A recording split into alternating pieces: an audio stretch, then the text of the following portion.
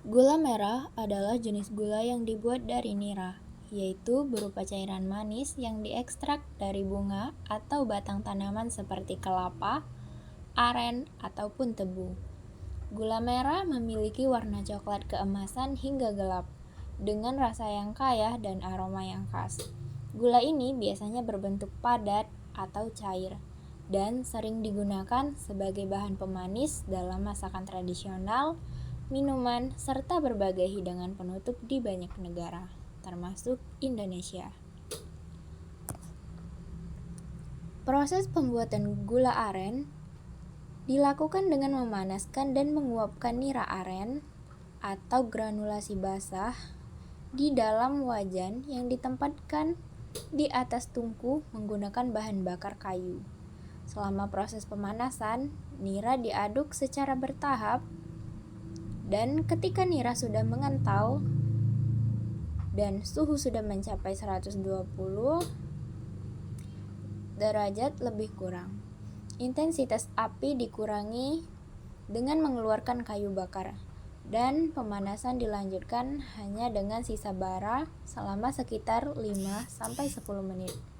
Setelah itu, wajan diangkat dari tungku, dan nira pekat didinginkan sambil terus diaduk untuk mempercepat penguapan air hingga membentuk butiran granul. Terdapat fenomena fisika ketika nira dipanaskan hingga mencapai suhu tertentu sehingga airnya menguap dan berubah menjadi padatan gula.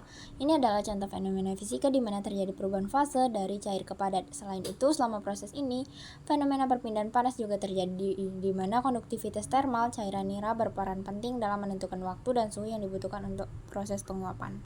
Nira akan mulai mengental dan berubah warna menjadi coklat keemasan. Pada tahap ini, nira mulai mengalami penguapan, mengurangi kandungan air, dan meningkatkan konsentrasi gula.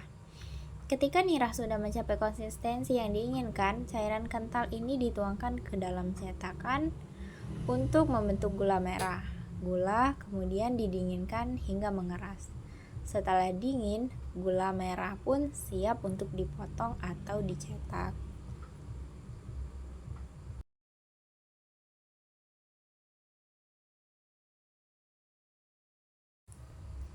Sama halnya dengan proses pembuatan gula merah yang berasal dari aren pada video sebelumnya.